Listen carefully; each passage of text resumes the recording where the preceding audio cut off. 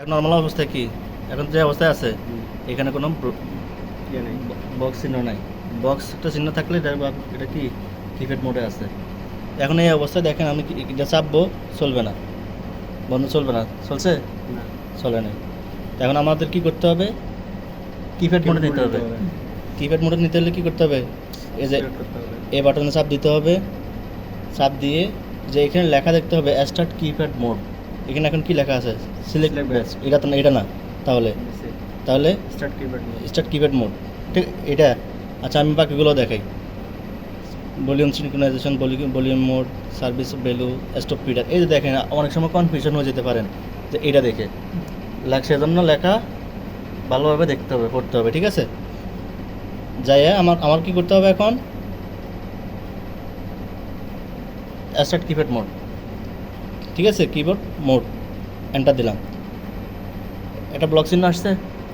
এখন যদি আমি চাপ দিই তাহলে চলবে। চলবে, এবং এটা চাপ দিলে বন্ধ হয়ে যাবে। আচ্ছা।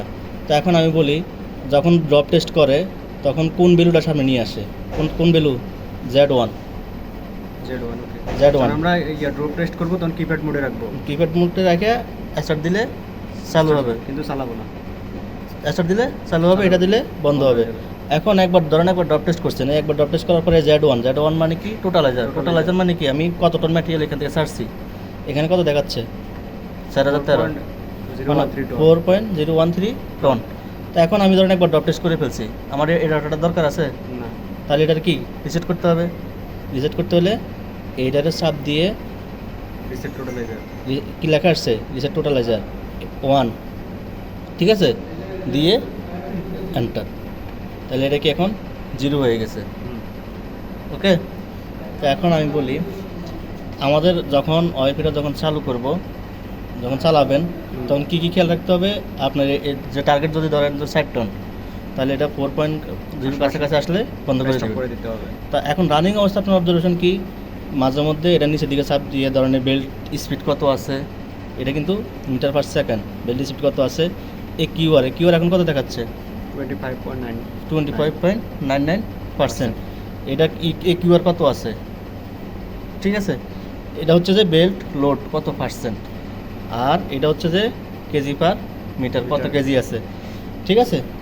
এখন আবার আমাদের কাজ কি, আবার যদি কোনো বলে আমার কারেকশন দিতে হবে, তাহলে আমার কি করতে হবে, ড্রপ টেস্ট করতে হবে। ড্রপ টেস্ট তো রেজাল্ট আসছে, ড্রপ টেস্ট আসার পর আমার কারেকশন দিতে গেলে কি করতে হবে, এইখানে যাইতে। এখন আমি যদি ড্রপ টেস্ট করার পরে আমি যদি ইরোর যদি কোনো দেখি 10%, 20% যায়, 10% আছে, এটা আমি 0 করতে হবে। তাহলে আমার 0 করার জন্য একটা ক্যালকুলেশন আছে। ক্যালকুলেশন করার পরে এই যে আমার যাইতে হবে কোথায়, ফাংশন।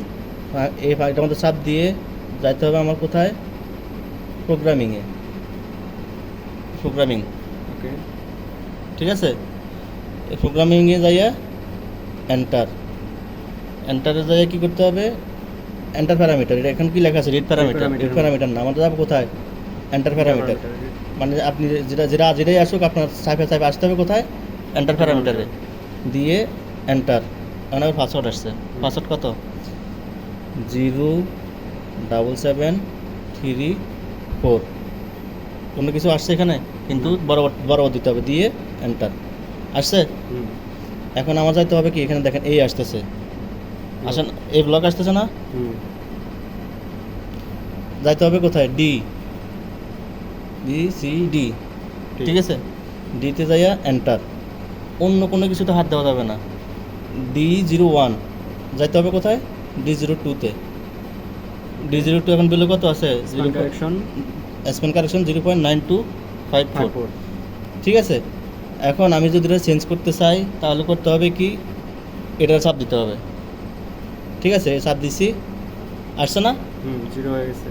0 না, এখন আমি এবার ভ্যালু ভ্যালু দিতে দিতে হবে। হবে 0.9254, মানে যে একটা ক্যালকুলেশন আছে, ক্যালকুলেশন করার পর যে ভ্যালু আছে সেই ভ্যালু এখানে বসাই দেবেন, ঠিক আছে।